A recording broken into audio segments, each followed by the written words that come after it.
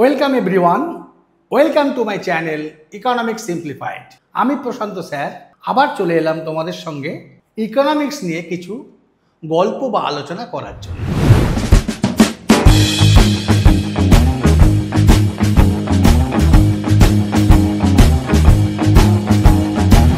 আমি আমার আগের ভিডিওতে এই change in quantity demanded and change in ডিমান্ডের প্রথম পার্টটা নিয়ে আমি আলোচনা করেছি। যদি কেউ না দেখে থাকো একবার আমার ওই ভিডিওটা দেখো, তাহলে তারপরেই কন্টিনিউয়েশন হিসাবে এই ভিডিওটাকে তোমরা ভাবতে পারো।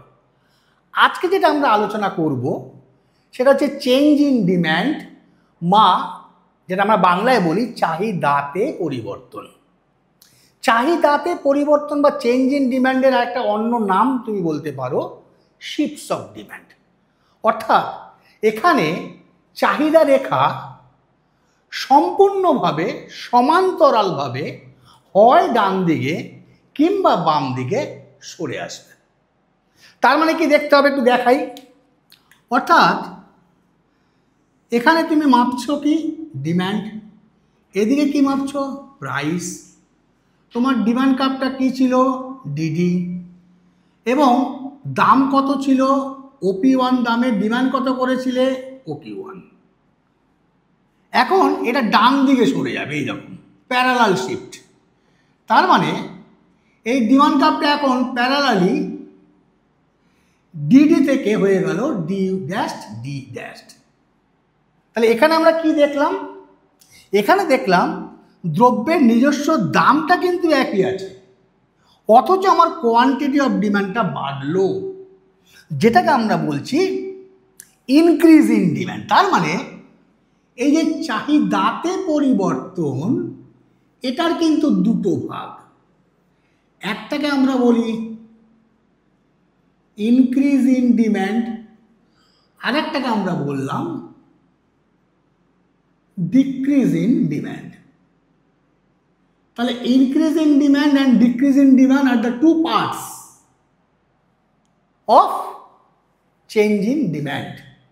তাহলে এখানে কি হচ্ছে?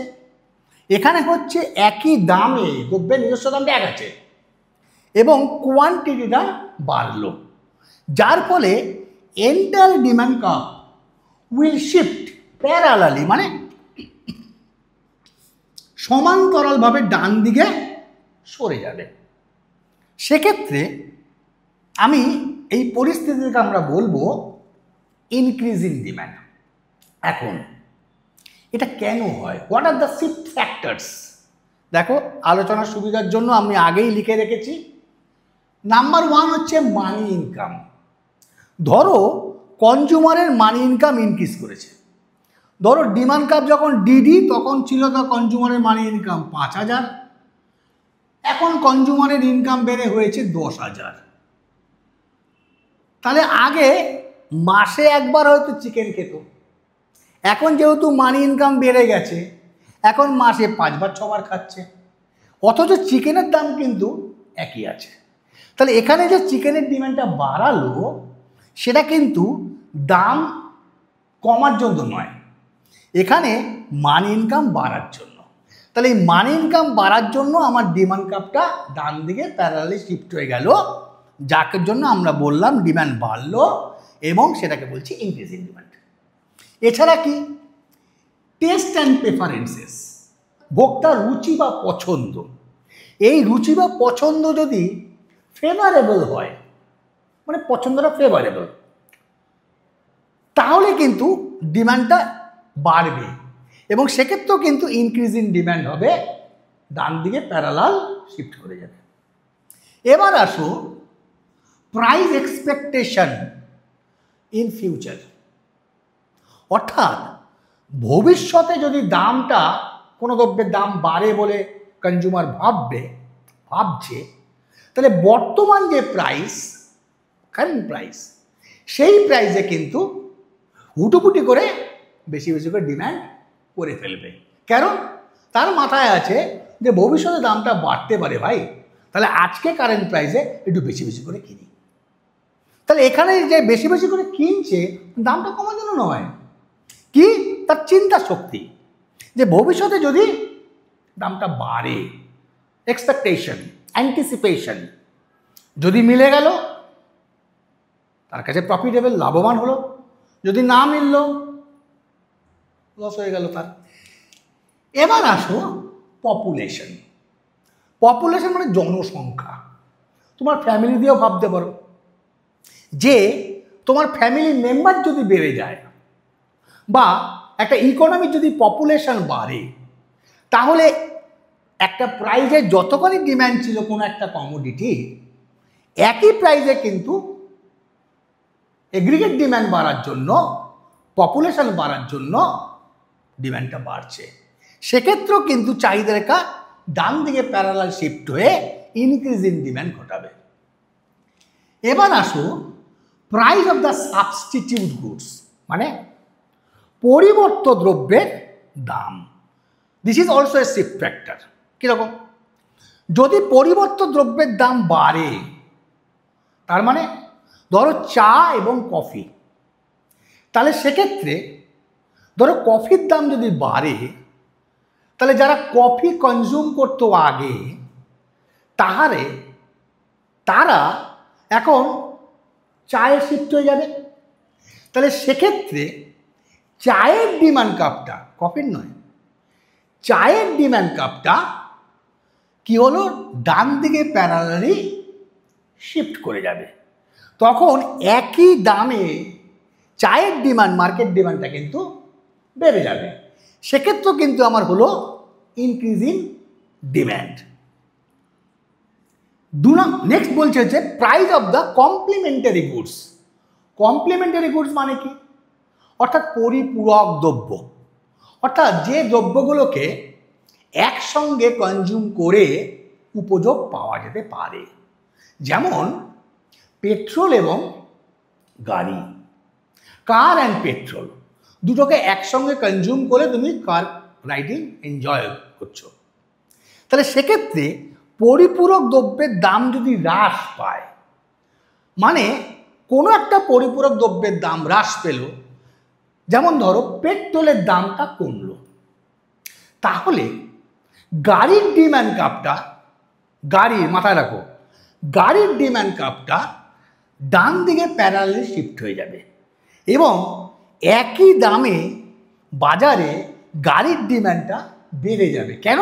ওই পেট্রোলের দামটা কমে গেছে বলে। তার মানে এক্ষেত্রে পরিপূরক দ্রব্যের ক্ষেত্রে দাম এবং ডিমান্ডের সঙ্গে একটা ইনভার্স রিলেশন আছে। অর্থাৎ একটা পরিপূরক দ্রব্যের দাম কমলো, অন্য পরিপূরক দ্রব্যের ডিমান্ডটা বাড়লো।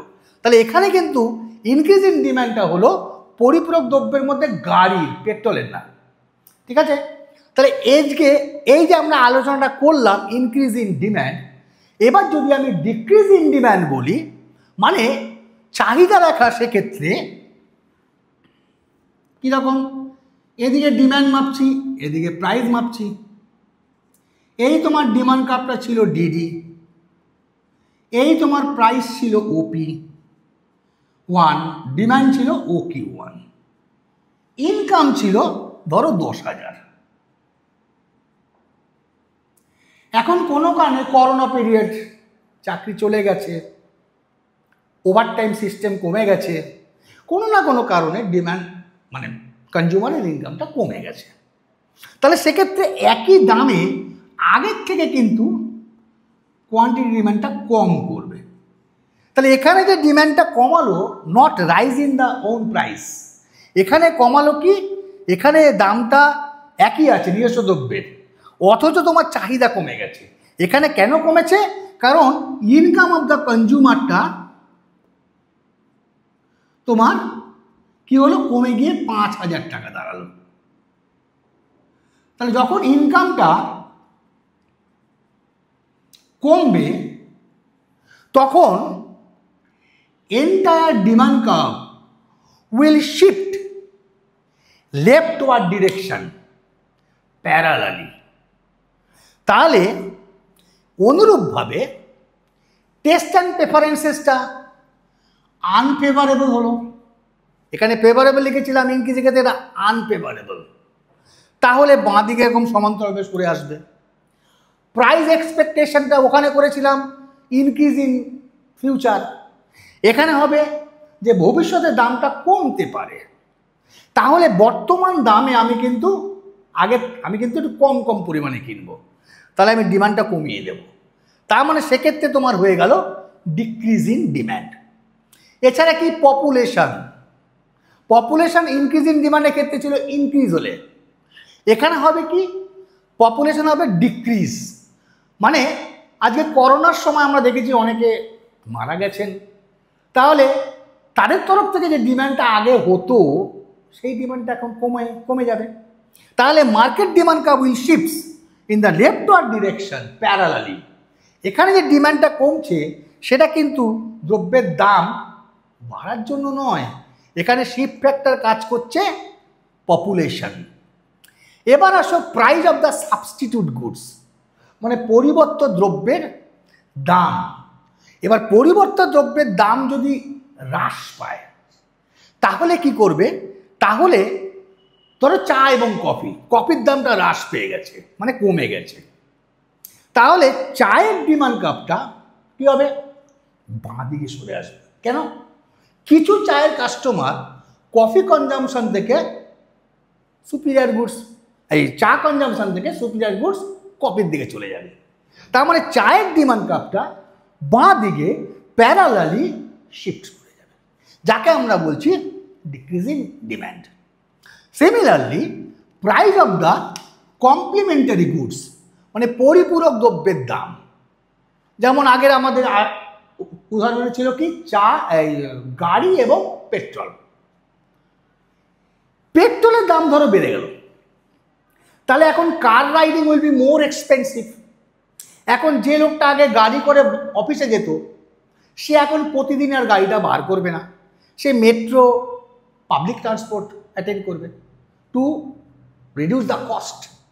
তার মানে যখন পেট্রোলের দামটা বেড়ে যাবে তখন ডিমান্ড ফর দ্য কার সেটা মার্কেটে কমে যাবে।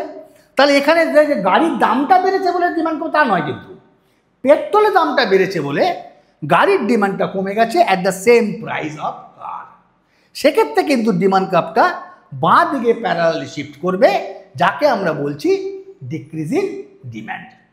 তাহলে এই দুটোর ক্ষেত্রে আমরা কি দেখলাম, প্রথমত হচ্ছে ওন প্রাইস, এটা ফিক্সড আছে।